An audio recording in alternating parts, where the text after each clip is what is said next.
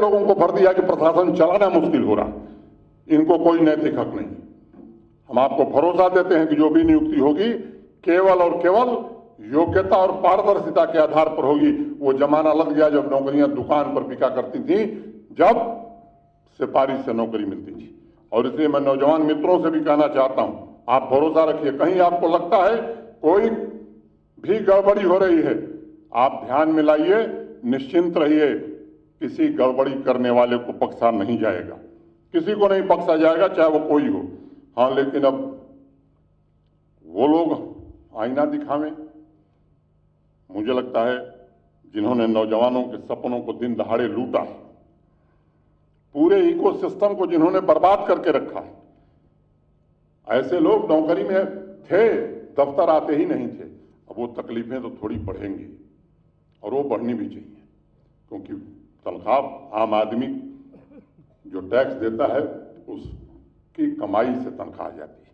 और मैं नौजवान साथियों से विशेष रूप से करना चाहता हूं कि कैंडल मार्च निकालने की जरूरत नहीं है। जिन लोगों ने आपके सपनों के आसियानों पर आग लगाई थी, उनके बहकावे में मत आइए।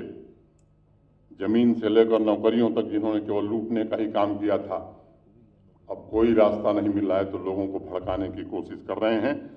मैं जम्मू कश्मीर के सभी नौजवानों से कहना चाहता हूं, निश्चिंत रहिए, कहीं भी न बेईमानी हुई है न होने दी जाएगी, और किसी बेईमान के लिए अब जगह जम्मू कश्मीर में नहीं रहेगी।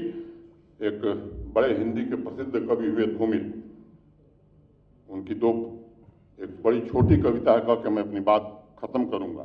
एक आदमी रोटी बेलता है, एक आदमी रोटी खाता है, एक तीसरा आदमी भी है जो न रोटी बेलता है न रोटी खाता है, वह सिर्फ रोटी से खेलता है। इन खेलने वाले लोगों के चक्कर में पड़ने की जरूरत नहीं है।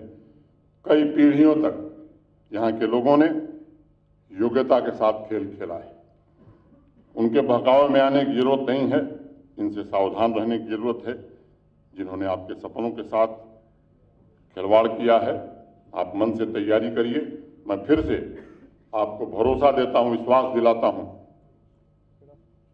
कि आपकी योग्यता के साथ कोई समझौता नहीं हो सकता है। आप निश्चिंत रहिए। और जो हमारी नीति है भ्रष्टाचार के खिलाफ जीरो टॉलरेंस की, पूरी पारदर्शिता की, पूरी। एक दूसरा मुद्दा सर्विस सिलेक्शन बोर्ड का उठा है। मीडिया के मित्र हैं इसलिए मैं इस बात को भी कहना चाहता हूं। पीछे शिकायतें आई थी और शिकायतें आई, उसमें तथ्य भी पाए गए। बेमरवत बिना देरी किए हुए उन परीक्षाओं को रद्द किया गया, जांच सीबीआई को दी गई।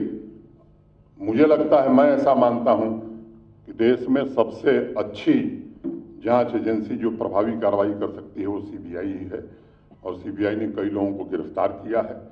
कठोरतम कार्रवाई जो हो सकती है वो की जा रही है, और मैं आपको भरोसा देता हूं, कोई कितना भी प्रभावशाली है उसके गिरेबान तक कानून पहुंचेगा और उसे जरूर सजा दिलाई जाएगी। उसके बाद एक पारदर्शी प्रक्रिया से एक चयन हुआ, उस पर कुछ नौजवानों को आपत्ति है। मैं एक बात कहना चाहता हूं कि जानबूझ करके कोशिश हो रही किसी तरह से रिक्रूटमेंट न हो। 3 साल में 30,000 लोगों को सरकारी नौकरी हम दे चुके हैं। इस साल हम प्रयत्न कर रहे हैं कि इस साल 2023 में भी कम से कम 12,000 भर्तियां हम कर सकें। अभी पब्लिक सर्विस कमीशन के परिणाम आए। मैं आपको बताना चाहता हूं, अंतिम व्यक्ति का जब साक्षात्कार समाप्त हुआ, उसके 3 घंटे के अंदर परिणाम निकाल दिया गया। शायद जम्मू कश्मीर नहीं, देश के किसी राज्य में 47 के बाद से आज तक ऐसा परिणाम कभी नहीं आया होगा।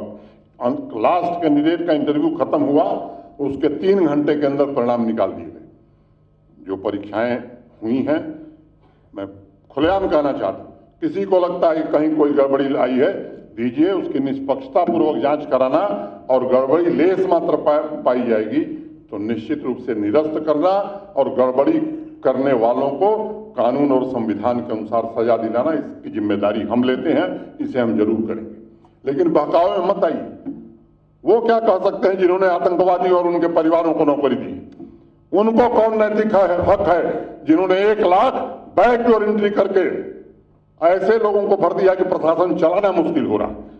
इनको कोई नैतिक हक नहीं।